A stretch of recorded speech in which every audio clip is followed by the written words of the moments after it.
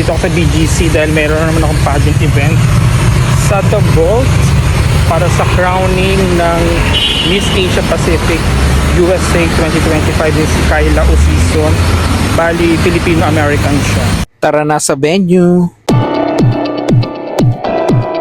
Dito sa The Vault Restaurant gaganapin ang press conference. Tara, pasok na tayo!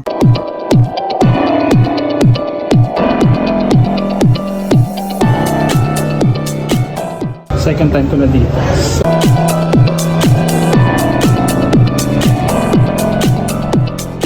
Ayan, at nandito na rin ang ibang mga pageant media. Si Angel. Nandito na ako.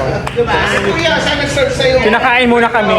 Si Kuya nag-serve Si Sir Angel. Ayan si Sir Angel Comia ang may-ari ng restaurant.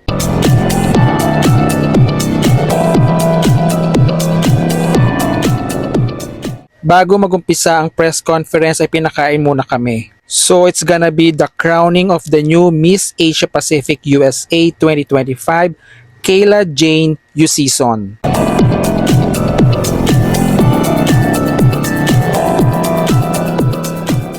Ito naman ang aming dessert.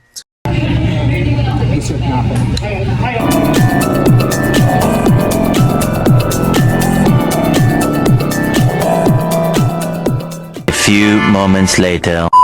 Pagkatapos namin kumain ay nagumpisa na ang crowning at ang press conference. Welcome, Miss Asia Pacific International USA 2025, Miss Kayla Jane Usison.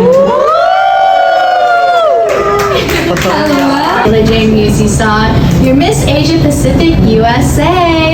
Present sa crowning ang reigning Miss Asia Pacific International 2024 na si Janelis Leyva ng Amerika. Kinoronahan na nga si Kayla Jane Usison bilang bagong Miss Asia Pacific USA 2025. Kayla Jane Usison, Miss Asia Pacific International USA.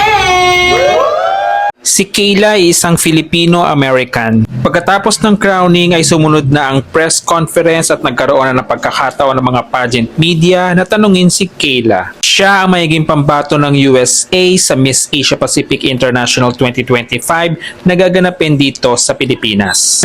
So tapos na yung crowning moment ni Kayla Jane Usison as Miss Asia Pacific International USA 2025 dito sa The Vault BGC. Sumaglit naman ako sa may market.